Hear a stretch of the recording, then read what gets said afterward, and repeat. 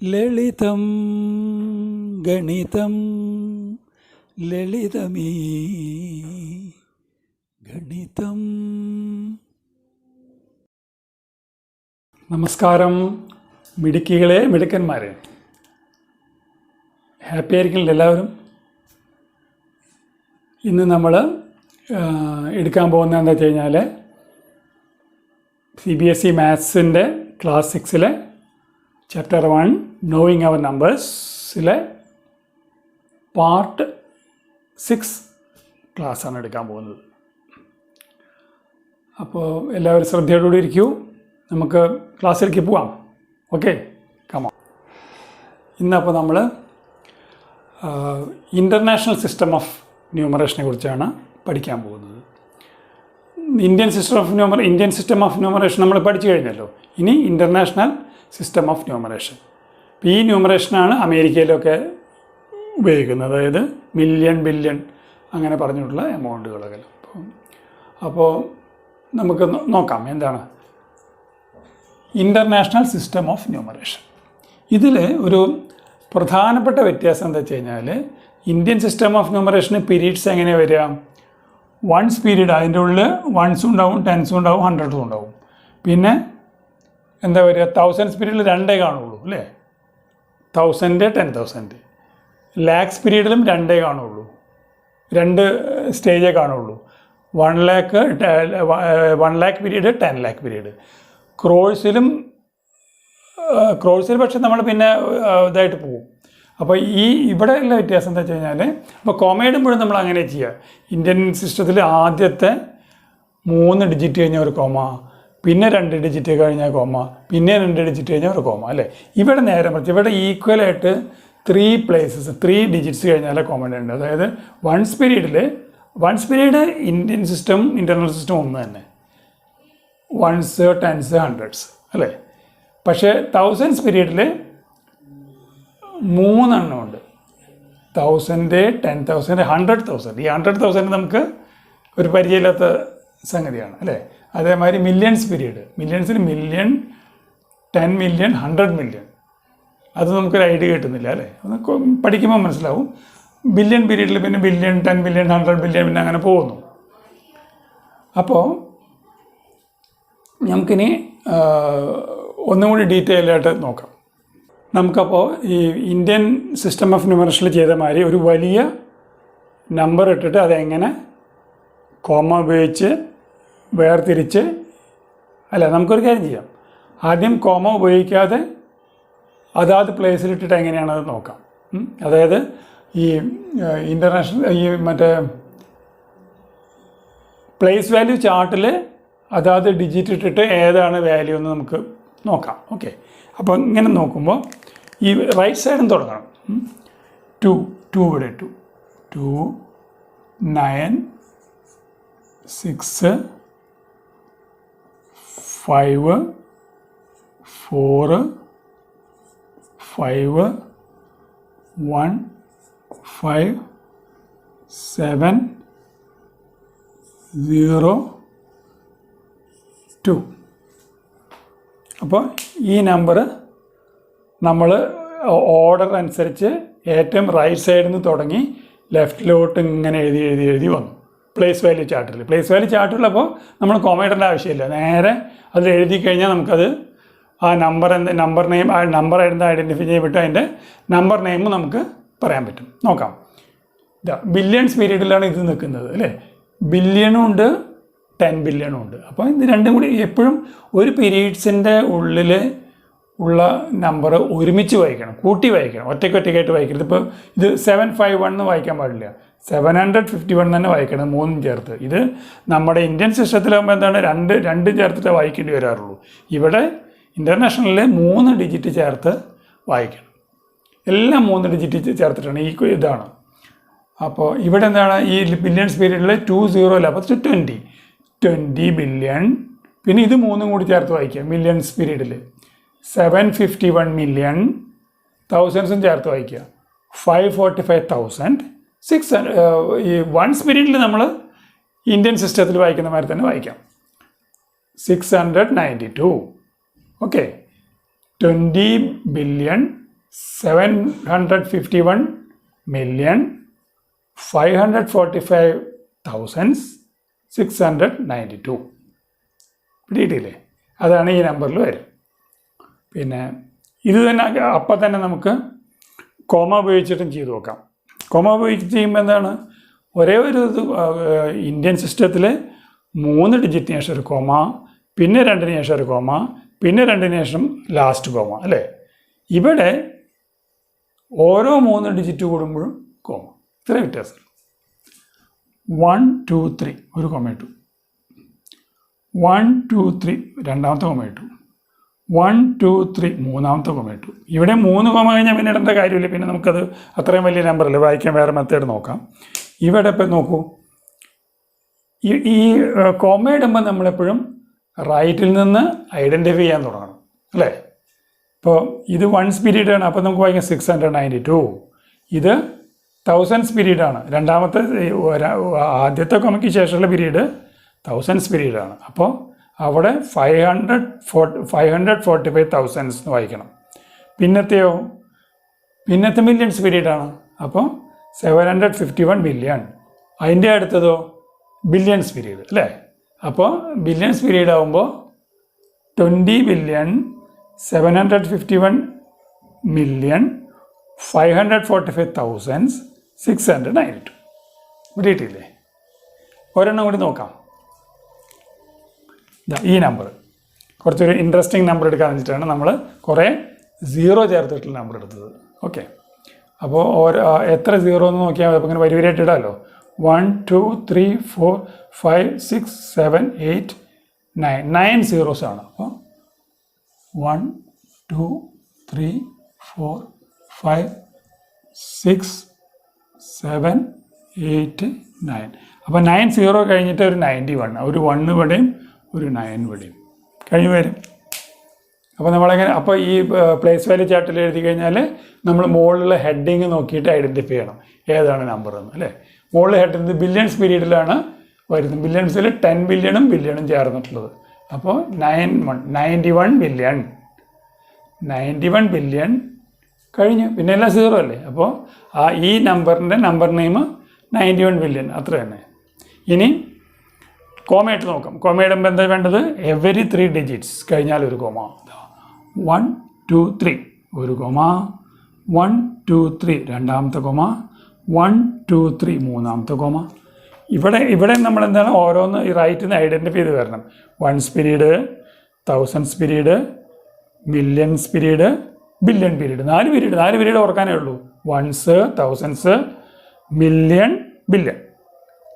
അപ്പോൾ അവിടെ ഇത് ബില്യൺ പീരീഡിലെന്ന് മനസ്സിലായി. അപ്പോൾ 91 ബില്യൺ കഴിഞ്ഞു കാര്യം, പിന്നെ ഒന്നുമില്ലല്ലോ. ഇനി നമുക്ക് ഈ ഒരു വലിയ നമ്പർ എഴുതിയിട്ട് അത് ഇന്ത്യൻ സിസ്റ്റം ഓഫ് ന്യൂമറേഷനിലും ഇൻ്റർനാഷണൽ സിസ്റ്റം ഓഫ് ന്യൂമറേഷനിലും സെപ്പറേറ്റ് ആയിട്ട് കണ്ടിട്ട് അതിൻ്റെ നമ്പറിനെയും കണ്ടുപിടിക്കാം. ഓക്കെ, ഇപ്പോൾ ഒരു 10 ഡിജിറ്റ് നമ്പർ തന്നെ എഴുതാം. അപ്പോൾ നമ്മളിവിടെ 9 8 5 6 7 2 1 3 8 9 3 3 6 ഒരു 10 ഡിജിറ്റ് നമ്പർ. നമ്മളിതിനെ ആദ്യം ഇന്ത്യൻ സിസ്റ്റം ഓഫ് ന്യൂമറേഷനിൽ ഈ നമ്പർ ഏതാണെന്ന് കണ്ടുപിടിക്കാം. ഇതിൻ്റെ നമ്പർ നെയിം എന്താണെന്ന് കണ്ടുപിടിക്കാം. ഓക്കെ, അപ്പോൾ ഇന്ത്യൻ സിസ്റ്റത്തിൽ എന്താ നമ്മൾ ചെയ്യുക, ഇതാ ആദ്യത്തെ 3 1 2 3 3 ഡിജിറ്റ് കഴിഞ്ഞ് ഒരു കോമ, പിന്നെ എല്ലാം 2 1 2 1 2 കഴിഞ്ഞു. ഇന്ത്യൻ സിസ്റ്റത്തിൽ കഴിഞ്ഞു. ഇനിയിപ്പോൾ എങ്ങനെ വായിക്കുക, ഐഡൻറ്റിഫൈ ചെയ്യണം. 1s place, 1000s place, lakhs place, crores അല്ല. 1s period, 1000s period, lakhs period, crores period അല്ലേ. ഇനി വായിക്കാൻ എളുപ്പമല്ലേ. എന്താണ്, എങ്ങനെ വായിക്കുക, ഇതിപ്പോൾ ക്രോഴ്സ് പീരീഡ് എന്ന് നമ്മൾ ഐഡൻറ്റിഫൈ ചെയ്തു. അപ്പോൾ 985 ക്രോഴ്സ് 60. പിന്നെ അടുത്തത് എന്താണ്, ലാക്ക് അല്ലേ, 67 ലാക്ക്. പിന്നെ അടുത്തത് 1000s 21,389. പിടിയിട്ടില്ലേ? ഇനി ഇതേ നമ്പർ നമുക്ക് ഇൻ്റർനാഷണൽ സിസ്റ്റംസിൽ എങ്ങനെയാണ് വായിക്കാൻ നോക്കാം. ഇൻ്റർനാഷണൽ സിസ്റ്റത്തിൽ വായിക്കുമ്പോൾ എന്ത് വരും? നമ്മൾ എവരി 3 പ്ലേസിലൊരു കോമ ഇടണം. 1 2 3 1 2 3 1 2 3 കഴിഞ്ഞു. എന്നിട്ട് പിന്നെ അതിൻ്റെ പീരീഡ്സ് നമ്മൾ ഐഡൻറ്റിഫൈ ചെയ്യണം. Ones period, thousands period, lakhs period, അല്ലല്ല, വൺസ് പീരീഡ്, തൗസൻഡ്സ് പീരീഡ്,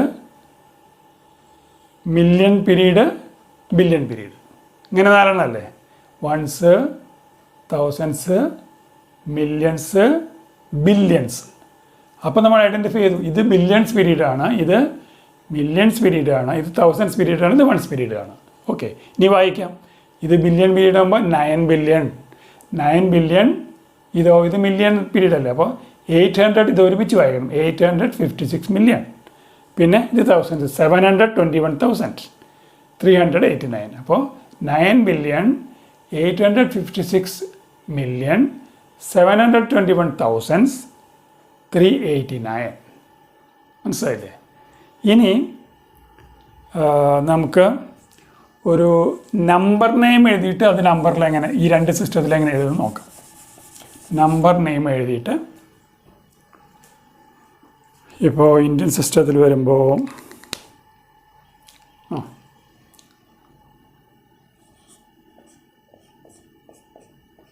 69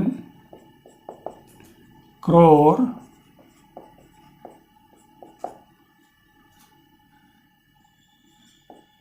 602. ഇതാണ് നമ്പർ.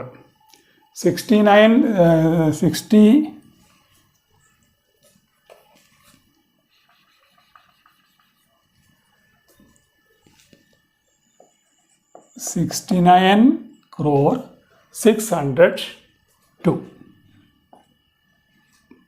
ഓക്കെ, ഇത് നമ്മൾ നമ്പർ, ഇതിപ്പോൾ നമ്പർ നെയിം, ഇതിൻ്റെ കറസ്പോണ്ടിങ് നമ്പർ നമുക്ക് എഴുതണം. അപ്പോൾ എന്ത് വേണം നോക്കാം. ആദ്യം നമ്മൾ എന്താ ചെയ്യുക? ഈ ക്രോഴ്സ് വരെയുള്ള കോമ ഇട്ട് വയ്ക്കുക. ഇവിടെ വൺസ് കഴിഞ്ഞാലുള്ള കോമ ഇത്,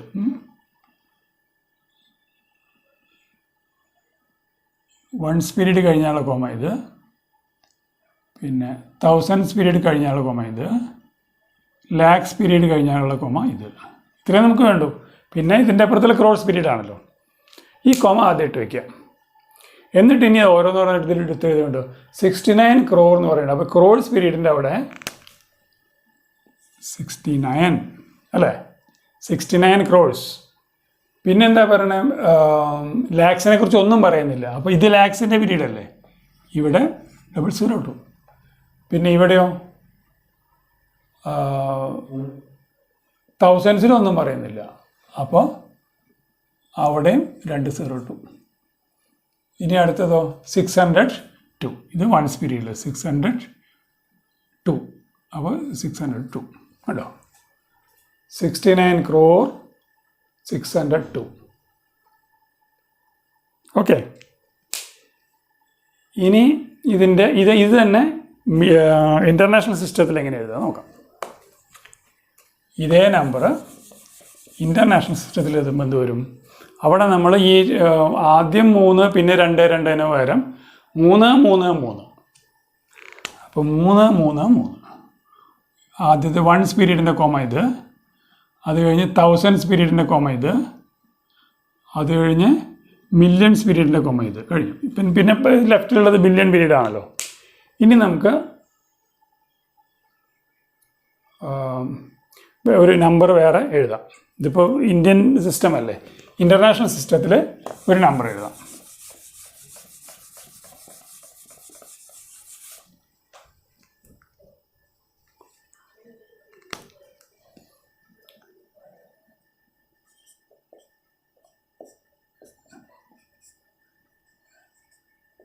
60 billion, 1 million,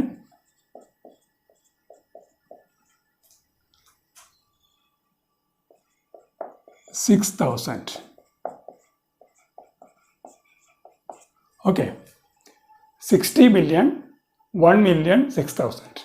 അപ്പോൾ നമ്മൾ ഇവിടെ ബില്യൻ്റെ പ്ലേസ് എവിടെ കയറിയ ഇത് വൺസ് തൗസൻഡ്സ് മില്യൺ ബില്യൻ്റെ അവിടെ 60 ബില്യൺ. അപ്പോൾ ആ 60 എന്നുള്ള നമ്മൾ എഴുതി 60 ബില്യൺ. പിന്നെ മില്യൻ്റെ സ്ഥലത്ത് 1 മില്യൺ എന്ന് പറയണം. അപ്പോൾ ഈ 3 ഡിജിറ്റ് ഉണ്ടല്ലോ, അതെപ്പോഴും ഓർമ്മ വേണം.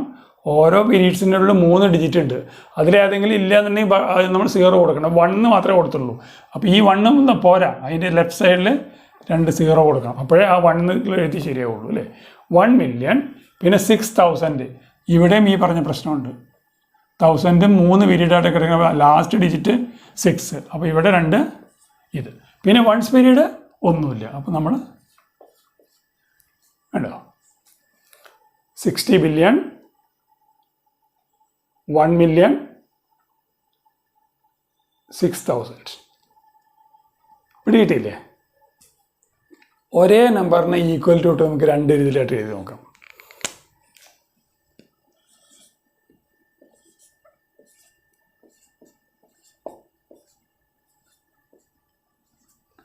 ഈ ഒരു നമ്പർ ഇത് നമ്മൾ ഇൻ്റർനാഷണലിൽ പറയുമ്പോൾ എത്രയാണ് നോക്കാം. 3 ഡിജിറ്റ് കഴിഞ്ഞ് വന്നിട്ടു, 3 ഡിജിറ്റ് രണ്ടാമത്തെ ഇട്ടു കഴിഞ്ഞു. അപ്പോൾ ഐഡൻറ്റിഫൈ ചെയ്യുക. ഇത് ones period, thousands period, millions period. 896,457,812 അല്ലേ. ഇതേ സംഭവം നമ്മൾ ഇന്ത്യൻ സിസ്റ്റത്തിലേക്ക് ആക്കുമ്പോൾ കോമയുടെ സ്ഥാനം മാത്രം മാറ്റിയാൽ മതി. ഈ നമ്പർ അങ്ങനെ തന്നെ എടുക്കട്ടെ. കോമ ഈ 2 കോമയ്ക്ക് പകരം ആദ്യത്തെ 3 ഡിജിറ്റ് കഴിഞ്ഞാൽ ഒരു കോമ, പിന്നെ 2 ഡിജിറ്റ് കഴിഞ്ഞാൽ ഒരു കോമ, പിന്നെ 2 ഡിജിറ്റ് കഴിഞ്ഞാൽ കോമ. ഇനി നമ്മൾ പ്ലേസ് ഐഡൻറ്റിഫൈ ചെയ്യുക. Ones, thousands, lakhs, crores. അപ്പോൾ ഇവിടെ ക്രോഴ്സിൻ്റെ പീരീഡിൽ 89 ക്രോഴ്സ്, 64 lakh, 57,812. ഓക്കെ, ലളിതം ഗണിതത്തിൻ്റെ ഇന്നത്തെ ക്ലാസ് ഇവിടെ അവസാനിക്കുന്നു. ഇതുവരെ വീഡിയോ കണ്ടുകൊണ്ടിരിക്കുന്നവരിൽ ആരെങ്കിലും സബ്സ്ക്രൈബ് ചെയ്യാത്തവരുണ്ടെങ്കിൽ സബ്സ്ക്രൈബ് ചെയ്യണം. മാത്രമല്ല ഇത്തരം ക്ലാസ്സിൽ ഇൻട്രസ്റ്റ് ഉള്ള ബാക്കി കൂട്ടുകാരോടും ഈ ക്ലാസ്സിനെ കുറിച്ച് പറയുകയും ചെയ്യുക. അവരെ കൊണ്ടുകൂടി സബ്സ്ക്രൈബ് ചെയ്യിപ്പിക്കുകയും ചെയ്യണം കേട്ടോ. അപ്പോൾ ഇനി നാളെ കാണാം. ബൈ.